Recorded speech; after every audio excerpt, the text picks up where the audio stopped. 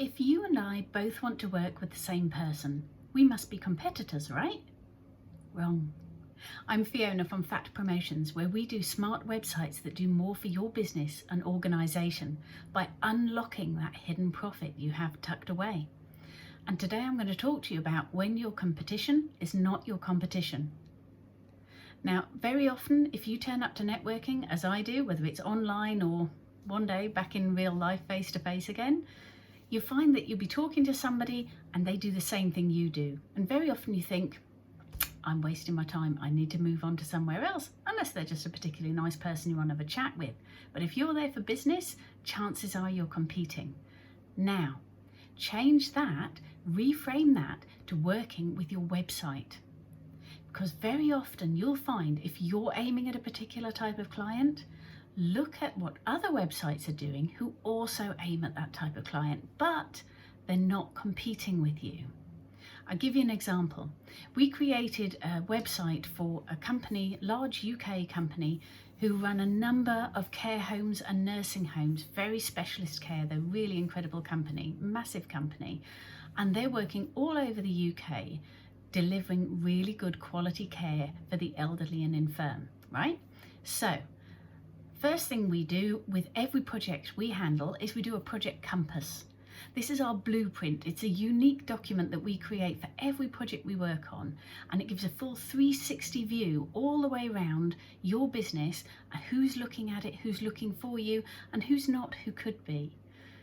Now we look at your competitors. Now, this may sound like a weird thing to do because we're not just going to copy what they do, and all we know is we're going to make it look better than they do. But what we're actually looking at is who is looking at those competitors and are they finding what they want? That's fine if we're looking in the same industry, but what if you're not? With the care homes and the nursing homes, we help them identify, we work with their in-house marketing team to identify that their target audience was not the senior people themselves. It tended to be their sons and daughters who tended to be in their 40s, early 50s. What else are those people looking at that time? That was the question that we asked ourselves. What else are those people looking at the same time they're looking for possible care for their loved ones? And the answer was estate agents. Because if the choice is sorting out care, long-term care provisions, or we could extend our home and have mum/dad come and live with us. So we looked at estate agent sites, and the first thing that anybody looks at with estate agents, you'll see it straight across the middle, tends to be big old search bar, where do you want to go?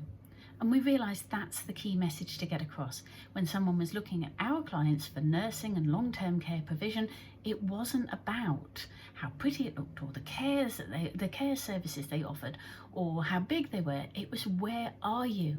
Because I don't want to put my mum in Glasgow if I live in Cornwall. You might, but that's another story.